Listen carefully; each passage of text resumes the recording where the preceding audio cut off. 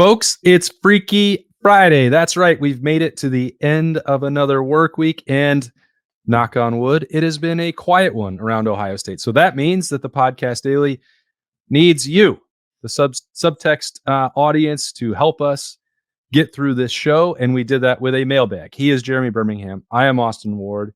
What a week it's been, Birm. Has it been a week? I don't know. It's been eerily quiet. Generally speaking, that precludes something terrible happening for the weekend.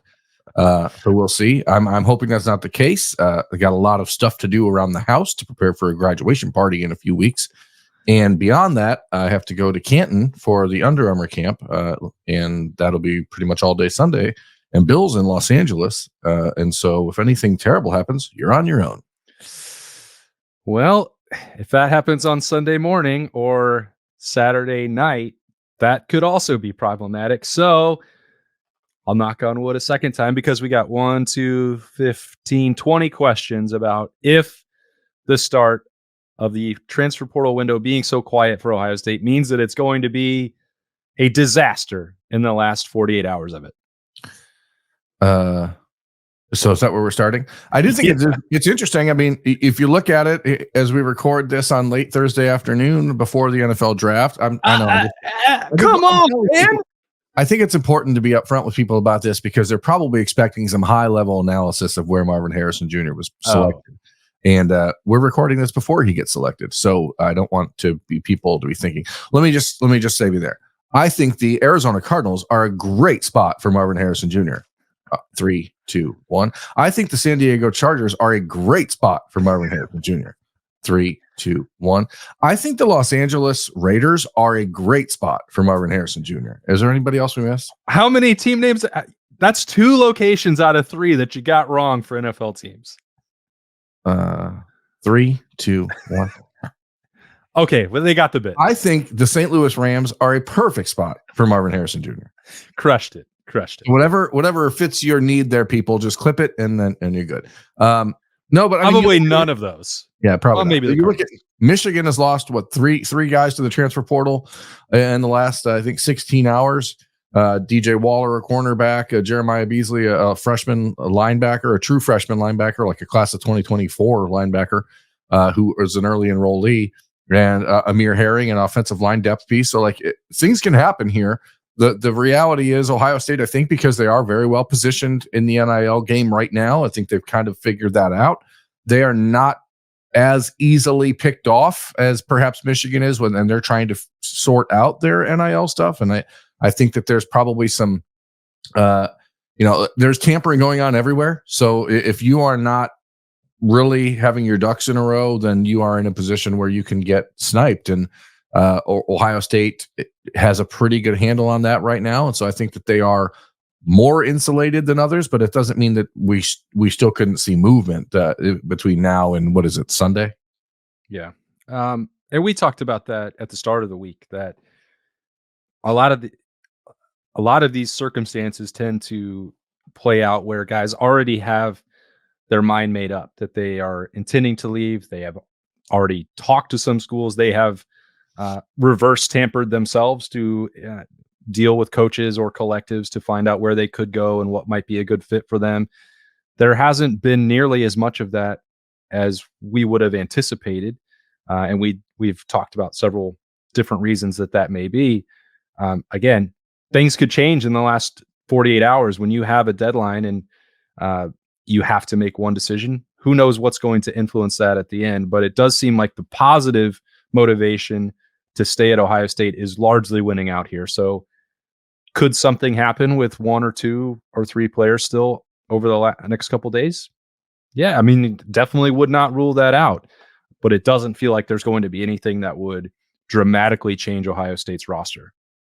Exactly. And at the risk of putting ourselves on the chopping block, if there is any movement between here and Sunday night or Monday, which I think it's actually Monday is the final day of the portal opening, it would be shocking, not if there was attrition, but if it was attrition that was actually being counted on for the 2024 season. That would be shocking. Right. All right. So we got that from a ton of folks. Do you want to continue with a football question, Berm, or a non-football question? Hey, man, whatever. 3, 2, 1. I think the Cincinnati Bengals are a great landing spot for Marvin Harrison Jr. Go ahead. Yes. All right. So you don't want to keep the other gag going about when we record, but you're going to play this one all 32 teams or 40 teams for wherever they have moved to? Just for today, yeah. Oh, okay. I love it. That's a great idea. Except for Pittsburgh and Baltimore and Cleveland. I refuse to engage in that sort of tomfoolery. Yeah, that can't happen. All right. This is actually staying in the portal. A departure for Ohio State. I thought it was an interesting question. Douglas asked it. Do you think Ohio State botched Dallin Hayden by prioritizing Chip Trayanum and Mayan Williams last year, or was this inevitable? And then the second part of this, I think, where it gets more intriguing, which is, do we as fans overvalue some players? Dallin felt more impactful than landing at Colorado. I think the answer to both of those questions is yes. Oh, okay. I definitely think, number one, he's landing at Colorado, but since he committed to Colorado, they've had 2 running backs decide they're transferring out. So clearly the intent is to go there and be RB1, which is he was not going to be at Ohio State. So, it's similar, I think, in the Kyle McCord conversation in some ways. Like, when you're the starting quarterback at Ohio State and you go 11-1 and you have the Buckeyes within 40 yards of beating Michigan at home to have a real shot to be the number 1 team in the playoff and probably a national champion, and then that quarterback leaves and he ends up going to Syracuse, I think people are like, whoa, you would have figured that guy would go to a bigger spot. But Dallin Hayden specifically, the scenario that he's looking for is probably an opportunity to be a one and done type of cat. And he can do that right now by going to Colorado and getting 300 carries and being in a very dynamic offense. It's going to allow him to catch the ball out of the backfield. It's going to allow him to get a lot of carries. He's not going to be tasked with a lot of pass blocking, which is not something he does particularly well. But I do think that fans at times overvalue players that have outsized results in undersized moments. And Dallin Hayden, I think specifically because we saw him win a game for Ohio State his freshman year, like straight up won the Maryland game. And I know that then moves him up a notch in people's minds. Like, hey, this guy can win us games, so he needs to play. But I don't pretend to know more than Tony Alford or Ryan Day. And if they thought the Chip Trayanum was a more valuable piece of the offense a year ago, then I'm not going to question it that loudly, because Chip's versatility and everything he did well, the little things he did well, was extremely important to the offense. I feel bad for Chip because I think Kentucky's going to land Penny Boone from Toledo/Louisville. And so now he's going to be put in a position where all of a sudden his new role is going to be, mitigated. So it's just the way that portal works. But I don't know. We talked at length last year about how stupid it was that Ohio State was redshirting Dallin Hayden in the 2023 season. So I can't sit here and say that the coaches that I think they handled it right, because I think they handled it wrong. Yeah, if he's not capable or willing or ready to do however they want to describe it, to handle some of the pass protection stuff, or if a year before it was questions about ball security and practice, like, I understand not playing him. They had better options than Dallin Hayden. Now, could they have gotten more out of it by specializing a role for him? Yeah, I think they could have. I do think it's telling. You mentioned like playing in a really exciting offense at Colorado. Like, do we know that that's what it's going to be like? They have no discernible long-term strategy under Deion Sanders in terms of roster management. They have not, by all accounts, fixed what was one of the worst Power 5 offensive lines in the country. The entire blueprint seems to be to highlight Shedeur Sanders so that Deion can turn him into an NFL draft pick and then probably leave after next year. So I hope for Dallin Hayden that he gets the things that he wants and he gets featured and he gets a bunch of carries, but I doubt that he will. I thought it was a very strange move. I understood why Dallin Hayden left. I don't really understand how Colorado became the most appealing destination for him. I don't think it's going to work. I don't disagree that there's some question marks, but I know he's going to get a lot of, if it's not Shedeur, it's probably going to be him. They got a couple, talented wide receivers there, but they seemingly have a plan for him. Deion has had plans, it seemed like, for a lot of guys that haven't panned out yet. So we'll see if it does for Dallin. But I think, to go into the second part of this question, which is, do fans put an outsized importance on players? I do think that happens. And I also think it's hilarious because when Dallin was being recruited in the class of 2022 as the lone running back Ohio State signed in that class, people were bothered by his national ranking and didn't think he was good enough to play at Ohio State. And I just think it's funny how quickly things can change.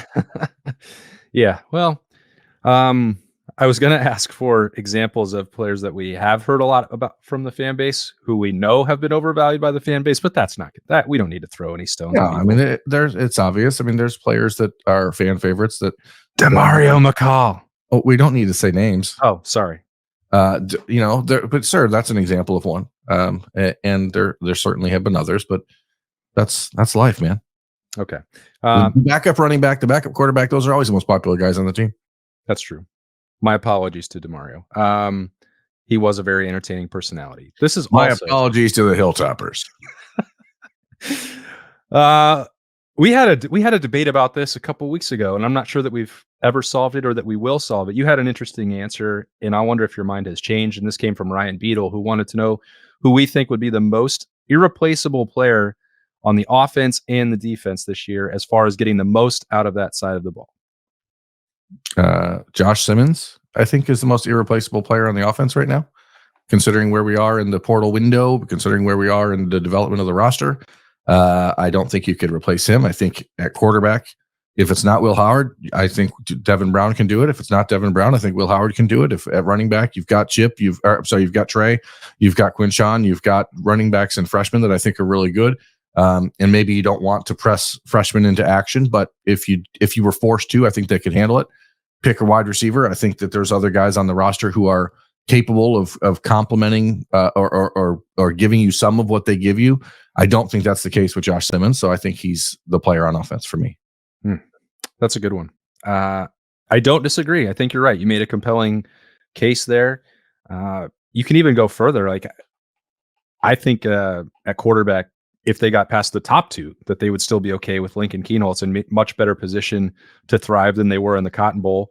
And arguably the same thing is true at running back beyond Travion and Quinshawn with James Peoples and Sam Williams-Dixon at this point. So I think you're correct about that.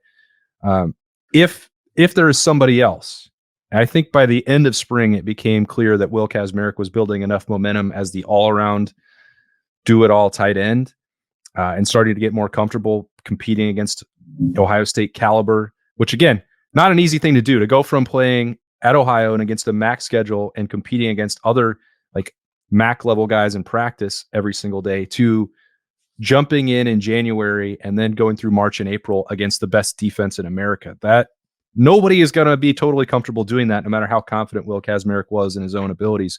I think by the second half of spring, he was showing the stuff on the practice field that Ohio State and Keenan Bailey and Ryan Day had seen on tape that made them want to bring him in to replace Cade Stover. So I do still have questions about the overall depth at tight end. And if you removed Will Kazmarek from that conversation, I think that might be problematic for Ohio State on offense. I'm going to only fight back on it because I think with the rest of the pieces you have on offense, if you had to just scrap the tight end. I get it. Yeah, for sure. So if I'm picking a second guy, it's probably Emeka Egbuka because of his versatility, the inside, outside, the ability to help in the running game, the ability to help in the return game, the veteran presence he has in a room full of very young guys. So if I'm picking a second guy on offense, it's Emeka Egbuka. On defense, it has to be Caleb Downs because he is the best safety in the country. And you got him when you didn't really expect to. And I think you could potentially argue, I could argue against myself to say, well, you didn't even know you were going to have him 3 months ago. But now that he's there, like there's no way you can replace him. So you are arguing against yourself because the last time we answered this question, you said it was Lathan. I know, but I've changed my mind. The more you see Caleb, the more you hear about Caleb, the more you see what he allows the rest of the defense to do, including Lathan Ransom. I think we will see the best version of Lathan Ransom because of Caleb Downs, and I think that he's impossible to replace. Yeah, the question was specific to getting the most out of Ohio State's offense and defense, and Caleb Downs has changed the entire configuration in some ways of Ohio State's silver bullets there by allowing Sonny Styles to go to linebacker and what that could mean for CJ Hicks and the defensive front and the 5-man, like all these other things that we saw throughout spring, like they probably would not exist if Caleb Downs was not on this roster.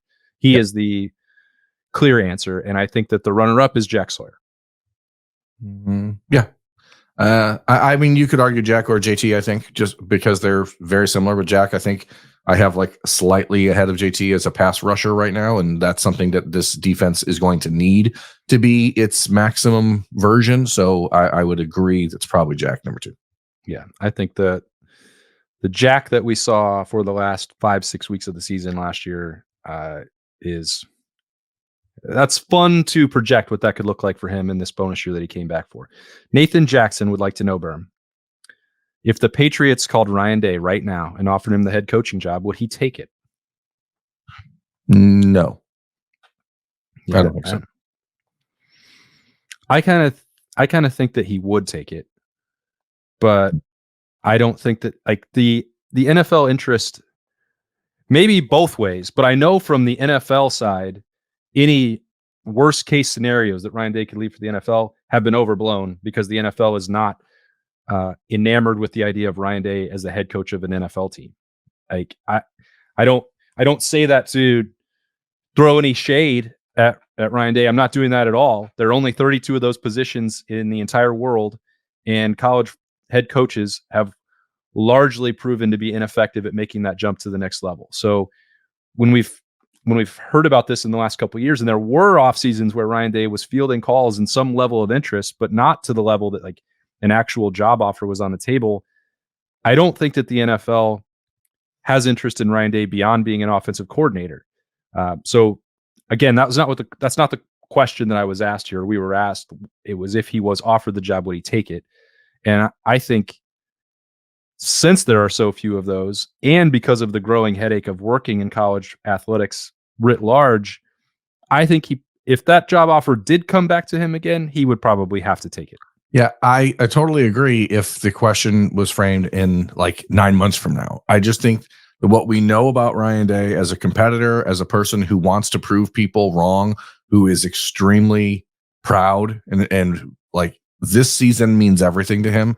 And I don't think he would walk away from this team right now knowing everything that's at stake for his legacy and his reputation, and the Patriots stink. I guess if we're talking literally April 26th, which is today, Freaky Friday, then no, he wouldn't be taking it at this very moment. Yeah, and that's how I'm viewing it. I mean, if it's after this season and the Buckeyes win a national championship, all bets are off. Any conversation, any door could be open. But I think that for a guy that is, I don't want to say the word. I don't want to use this word because it'll come across probably too strong. But I can't think of another one right now. Like he is desperate to validate himself on the national scene in college football, and I just don't think he would do it right now.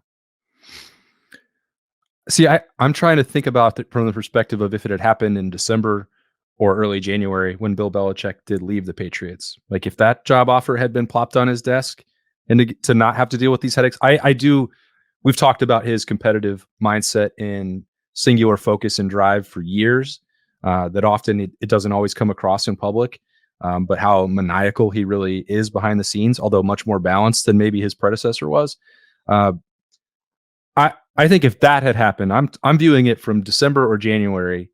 If he had been a legitimate NFL head coaching candidate, I'm more inclined to believe that he would have seriously considered it and perhaps accepted it than I would have in previous off seasons.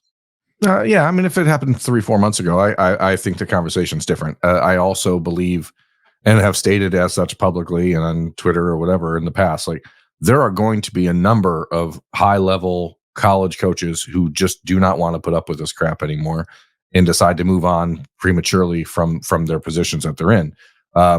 Hopefully that's not the case for Ryan Day. I know that, the goal for him and his family has been to get his kids through high school in Columbus, Ohio, and then see what happens. So that's still a ways away. So hopefully the Patriots don't make that call anytime soon. Well, seems pretty unlikely that they especially not this weekend because no one's going to be around. That's right. We've got too much to do this weekend. Keep it quiet. Definitely don't do that 3, right now. 2, 1. I think Marvin Harrison Jr. would be an excellent fit for the Kansas City Chiefs. I'm not sure how the Chiefs pulled it off, but somehow they made move and moved all the way up into the top 10. And kudos to them for making it happen. I still can't believe they traded Patrick Mahomes to the Vikings, but you got to do what you got to do. That was the only way they could get Marv, and I think you have to respect it. They've gotten the most out of Patrick Mahomes that they possibly could. Yeah. So good luck to the Vikings. Ty Nab, random debate question. I don't know that this is going to be as difficult as he thought it was going to be, but he wants to know: would it be harder for me to give up wrestling or for you to give up beer? And I can tell you, Tyler, I believe it was. Sorry, did I get that right? Ty. I've already seen Berm give up beer for extended periods of time. Like he could do that quite easily. Yeah. Giving up beer is easy. Yeah. And if I had to give up professional wrestling, I would. The question is, would I give up professional wrestling or beer? In which case, so long WWE, we're done. Yeah. You like beer more than I like beer. I sure do. I wonder how that came to be. I'm gonna have to follow up with Ty why. Like I've had to basically force you to get into the beer scene at the same level that I have been since we started working together. You famously didn't even know how to order a flight of beer. Doesn't matter now. I think that if I have to choose between a really good bourbon, a really good red wine, and a really good beer is third on my list. Really? Yeah. I rarely see you order like really good wine. You and the missus, you like to slap the bag. Yeah, I like even a box wine is better in most cases to me than just Whoa. When we are out in public, when we are out for football related events, we're not in places where it's like a wine scene where you sit down and drink a glass of wine. Like it's not often that we find ourselves in those scenarios. That's true. 3, 2, 1. I really think it's a great fit for Marvin Harrison. He's back home in Indianapolis where his father had a legacy, and the Colts combining him with Anthony Richardson gives them two of the brightest, youngest stars in the league on offense. I just wonder how he's going to, handle that pressure, seeing his dad's name in the Ring of Honor every single Sunday. That's almost too much to ask for. But anyway, that's now the situation that he may or may not face. Yeah. Evan wants to know, all right, we're gonna have to tweak the question. Evan asked what the best stadium food is in the Big Ten, and we don't eat stadium food. I would turn that. Well, that might be the only actual stadium food that I've eaten. I've gone down there to get the crab tip pretzel, which is a feast for sure, and you need multiple people, even sports writers, to take that down. But is it best press box food or best places to eat on campus? We could answer that better, but we are blessed, although not you always, because photographers don't always get the same luxury treatment, right? People describe what that means, Berm. I get to sit up in the press box. I'm protected by the elements, and that's generally where the food spread is, but some photo bunkers give you nothing. Yeah, most of the time we're in closets. And then forced to go out into the elements and then get stuffed back into the closet. So it's not good. If the best photo workroom in the Big Ten is Michigan State, because it's directly linked to their media room. And so there's actual food in there, which is awesome for us. That no other place in the Big Ten outside of Rutgers, which is an easy place to get up to the press box where they generally have good press box food. It's not easy to get from the field to the press box and back in time to actually do the work that needs to be done, like at halftime. And I never get to do it before the game. And by the time we're done working after the game, everyone's food is gone. Like Rutgers has good press box food, but they also have a portable trailer essentially that they set up for the media work, for the photo workroom. And at least they have a cooler with Powerades and waters and Coke Zeros. So that to me is all I could ever ask for. Ohio Stadium, we just have a a carved out space underneath the south stands, and where we don't generally have water in there. Is your home base, the Horseshoe, is it the worst photo setup in the Big Ten? Purdue is probably worse. Indiana's great. Indiana's got a great setup. Purdue is probably the worst. I thought that you at least had a designated room. Purdue was a lot better last year than it was the year before. So let me correct myself. Than the previous trip. 2018 Purdue was like a supply closet right next to the bleachers, where Dan Harker from I think he shoots now for Bucknuts 247. Like, he had like $30,000 worth of equipment stolen in 2018 from Purdue. That one was awful. They've got better. They had food. They had food down there too last year. I remember. Yeah, they did a nice job. They upgraded significantly. Penn State stinks. Michigan. Penn State's the worst for media all around. Yeah, Penn State is just a very small room.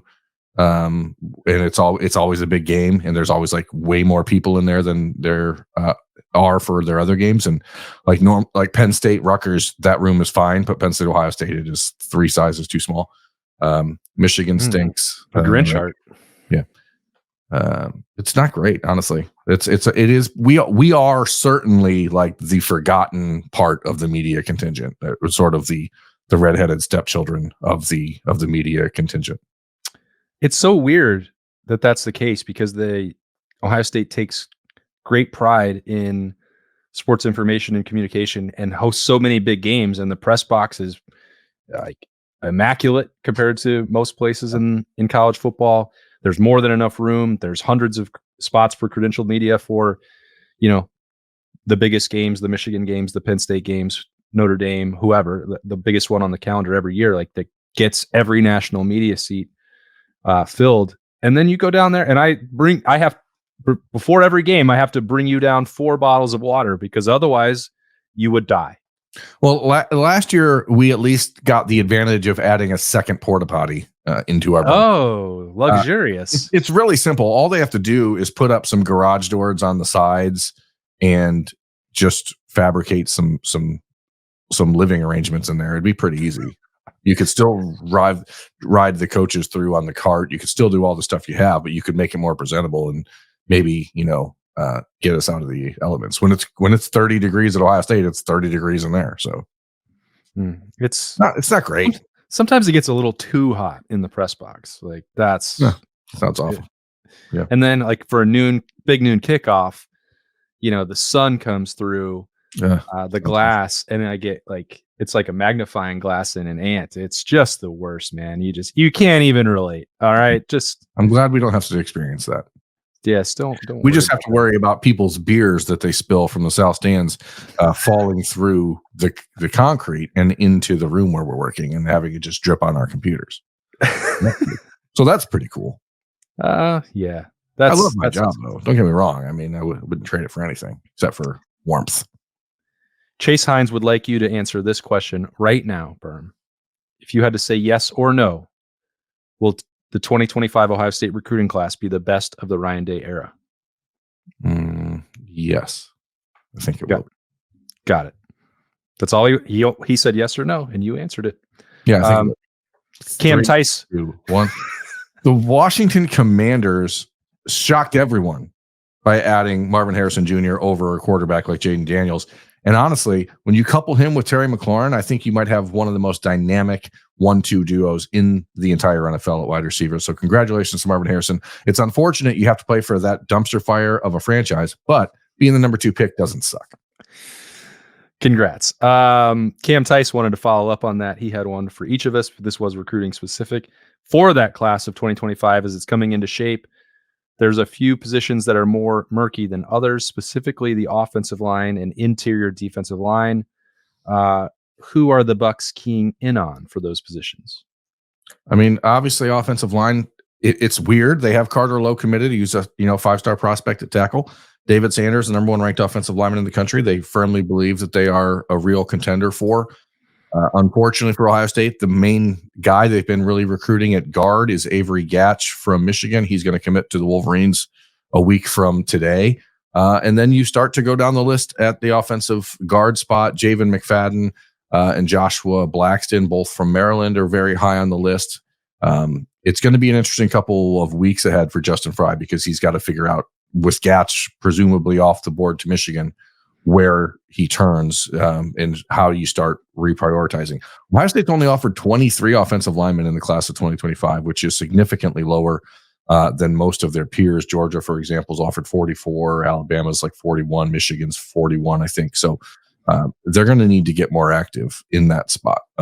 Defensive tackle, defensive line is also interesting in that I don't think Ohio State really needs to go crazy at defensive tackle, but you're going to need one or two for sure. I think that the names to really pay attention to: Cole Breeler out of New Jersey, Darian Smith out of Maryland is someone who does not get talked about much. He's a teammate of Blake Woodby, Ohio State's 2025 cornerback commit. And those guys are the two that I'm really watching closest right now, but there's going to be a lot of potential options out there. All right. And Cam followed up by wanting to know, he's a Columbus native moving back to town after living in Cincinnati for the last 9 years. What are some of the best local spots for food? Any cuisine? His wife and him love them all. Yeah, that's a you question. Yeah. I would say if you're looking for any cuisine, the best place, bar none, to find any cuisine that you want, from anywhere in the world, is Bethel Road, where I live. And I'm not just saying that because it's nearby. I can't remember if it was like Columbus Monthly or whoever. They did a full issue that was like, here are all the places that you can eat on Bethel Road. It is the best melting pot in all of Columbus. And so if you just pick any spot on that road, you're going to find anything you want. Now, I prefer to go get my pizza, which I think the best pizza in Columbus is at Gallows, which is on Bethel Road. There's good, multiple good chicken spots. If you want a hero, you go down to Panini Opa down there on the corner of Sawmill and Bethel. If you're looking for craft beer, great, because we have that too now with Sip, where I can also be found occasionally, once or twice a month or week. I like their pizza. They got good pizza. So I know that sounds like a cop-out. I don't mean it as one. Like, you can find whatever you're looking for. You just fire in Bethel Road. You say, oh, well, this is where I'd like to. Oh, there's some good Japanese barbecue right here. Let's go to that. There's, like a Cajun hot pot. You can find that. Like, you've got it all on Bethel Road. So come to Northwest Columbus. There too. And there's a Sheetz where you can go get your MTO order and you're all set and grab a zero. Or Berm, have you tried the new DDP zero flavor? The coconut one or whatever? Creamy coconut. I haven't. My brother asked me about that the other day. I'm not a huge coconut guy, but I'm willing to give it a shot. I don't really love coconut. Well, you've got to try it. It's delightful. About coconuts. 3, 2, 1. I was surprised. I thought the Giants would take a quarterback in that early part of the draft, but Marvin Harrison Jr. is just too good to pass up. And he's going to have to play in New York, which is going to be interesting for a player like Marvin, who's not really someone in love with the media scene. And New York can be overbearing, but he's been a professional since the day he was born, and I think he'll do fine in New York. Big Apple. Drive that Maserati is going to be tough. You have to put that away for a little bit. Steve Ross wanted to know if sports card collecting and trading and online betting are a college football season only or year round. For me, that is a way of life. That is year round. That's a simple answer. And I'm really glad that now the release schedule means that there's something to collect all year. But I am very disappointed, incredibly disappointed, that player prop bets have been removed in the state of Ohio. I don't understand it, and I know that we have to start a campaign to bring it back. I actually do understand it, and I think it's fine. Those two things are probably more seasonal for me than for you and Philly Billy. But I have not placed a wager since the Super Bowl, I don't think. So I don't really like to bet on things I don't understand. and I'm not sure how many dollars I can truly make by just betting on Max Verstappen and Scotty Scheffler every week. Though I think it's probably turning out to be a good plan if I can really convince myself to lean into it. But I like to bet on football because I pay attention to football. I mean, you got baseball every day. You're back into the Reds.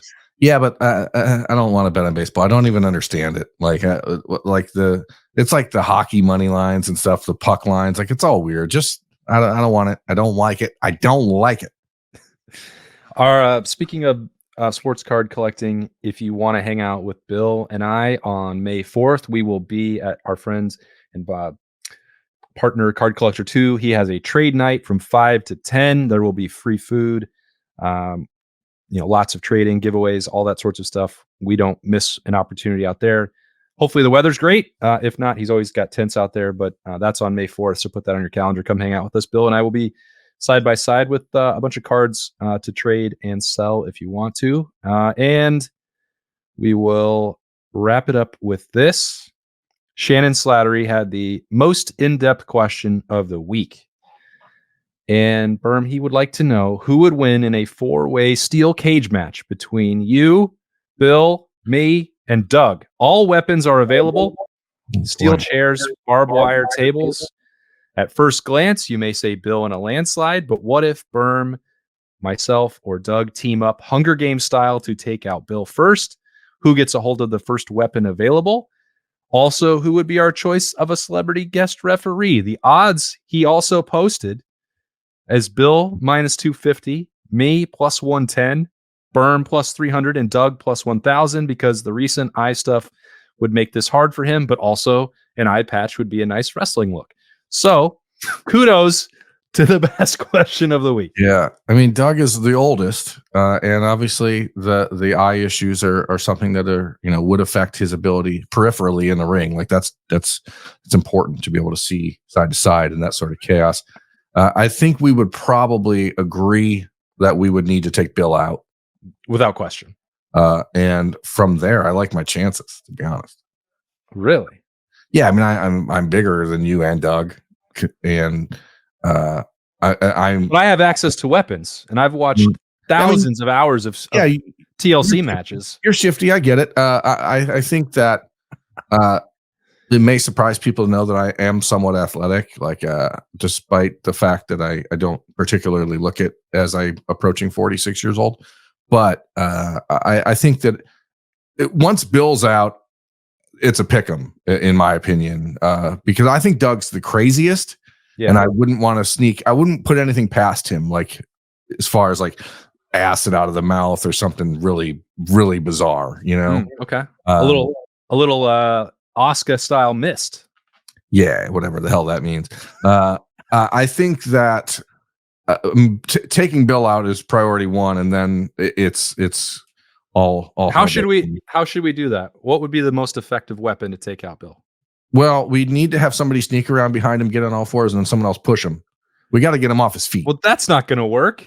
Why? If people push him, he's too smart for that. No, you can't pay that close attention. You got there's too much happening. I think that's the way to go. We got to get him off his feet. That's the thing.